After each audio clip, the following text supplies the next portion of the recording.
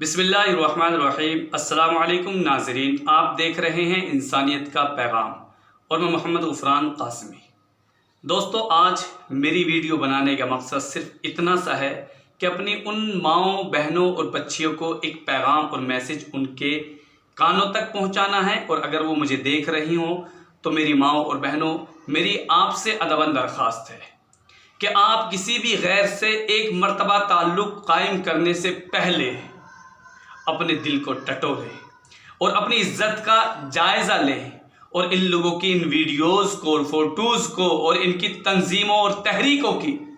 इन तमाम जांचों को आप परखें और जांचें कि इन लोगों का मकसद सिर्फ और सिर्फ आपका मिसयूज़ करना है, इस कौम को बदनाम करना है, मजहब इस्लाम पर बदनुमा दाग डालना है। इसके अलावा इनका कोई इरादा और कोई मकसद नहीं है। ना ये आपसे प्यार करते हैं, ना आपकी रूह से इनको कोई ताल्लुक है, ना आपके मजहब से इनको कोई सरोकार है। ये मीठी मीठी बातें करके और आपको बड़े बड़े ख्वाब दिखाकर और आपको प्यार का झांसा देकर और आपको आपका मिसयूज़ करते हैं, आपकी आबरू लूटते हैं। यहाँ तक कि एक वक्त वह आता है कि अपने दरिंदों दोस्तों को बुलाकर जिस्मों को नुचवाते हैं और फिर उनको टॉर्चर कर करके,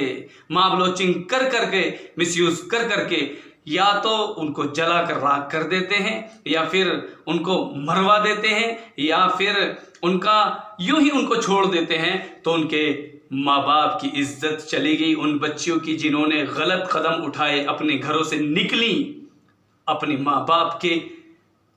इज्जत को रौंद कर निकली और अपने भाइयों को इस हाल में छोड़कर गई कि वो भाई चौराहों पर खड़े होने के काबिल नहीं रहे। तो मेरी बहनें, आपकी वजह से आपके माँ बापों के सर शर्मिंदगी से न झुक जाएं। आपने भाई जो आपके भाई हैं, आपकी हिफाजत करने वाले उनके पास बाजू हैं,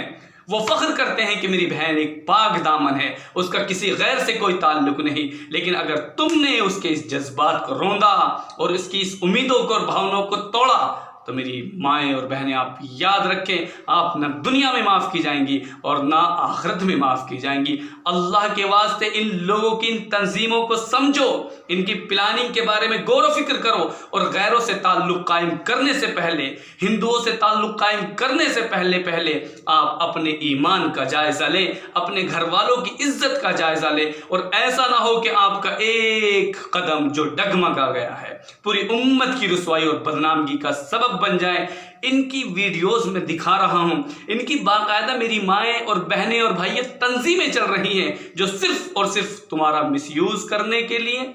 तुम्हारी आबरू रेजी करने के लिए, मजहब को बदनाम करने के लिए, हमारे माँ बाप की इज्जत और आबरू को ख़त्म करने के लिए इनका ये प्लानिंग और मंसूबा है। मुझे अफसोस है कि हमारी कौम इस सिलसिले में कोई कदम नहीं उठा पा रही। ना उनके पास कोई स्कूल है, ना कॉलेज है, ना यूनिवर्सिटीज़ है, ना अपने हॉस्पिटल्स हैं जिसकी बुनियाद पर इन लोगों के पास ये तमाम चीज़ें हैं। ये हमारी बच्चियों का मिसयूज़ करते हैं और उनको प्यार का झांसा देकर धोखे में रख के उनका कुछ दिनों मिसयूज़ करने के बाद उनको चाय पीने की प्याली की तरह छोड़ देते हैं और फिर यूं ही उनको भटकने दे देते हैं और ना उनको घर का छोड़ते हैं, ना घाट का छोड़ते हैं, ना अपने साथ लगाते हैं, ना दुनिया का छोड़ते हैं और ना आखिरत का छोड़ते हैं। तो मेरी माएँ और बहनें, मैं आपसे दरख्वास्त करूँगा कि किसी भी गैर मुस्लिम से ताल्लुक़ कायम करने से पहले अल्लाह के बारे में सोचें कि आपके दिल में अल्लाह की मोहब्बत और उसका डर है या नहीं है, या कल क़यामत के दिन अपने प्यारे पैगंबर हज़रत मोहम्मद मुस्तफ़ा सल्लल्लाहु अलैहि वसल्लम को क्या जवाब दोगी, जिन्होंने अपनी उम्मत के लिए सजदों में रो रो कर दुआएं की थी, जिन्होंने नबी पाक अलैहिस्सलाम ने जिन माओं के बारे में कहा था कि इनके कदमों के नीचे जन्नत है और बेटी को रहमत कहा था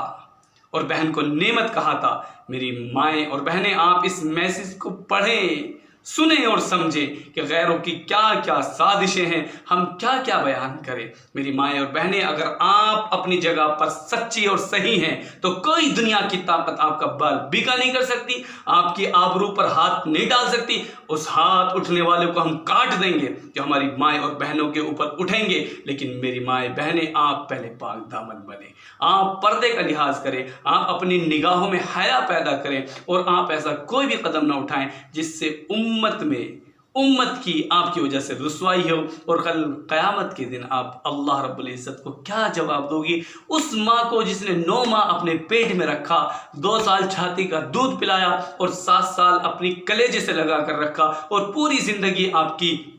उसने देखभाल की, आपसे प्यार किया, और वो बाप जो आपको अपनी शहजादी कहता है, अपनी परी कहता है और अपनी जान कहता है, अगर आपने उसके साथ गद्दारी की और बेवफाई की तो मेरी माएँ बहनें, आपकी औलाद भी आपको माफ़ नहीं करेगी। ये माशरा, ये कौम, अल्लाह और उसका रसूल और तमाम इंसान आपको माफ़ नहीं करेंगे। माफ़ी के दरवाजे ऐसे ना हो कि आप पर बंद हो जाएं। अल्लाह के वास्ते आपसे हाथ जोड़कर विनती है कि आप गैरों के पास इतने ताल्लुकात कायम ना करें, बल्कि उनसे अपना बाइकाट करें, और ज़रूरत का ख्याल है और अगर कोई ज़रूरत है तो अपने माँ बाप और बहन भाइयों से शेयर करें, अपनी कौम के लोगों से शेयर करें। अल्लाह रब्बुल इज़्ज़त मेरी माँ और बहनें आपको और हमें समझ नसीब फरमाए, आपका तहफ़्फ़ुज़ करने की हमें तौफ़ीक नसीब फरमाए और आपका अल्लाह रब्बुल इज़्ज़त सिरात मुस्तक़ीम पर रखे। आमीन या रब्बल आलमीन।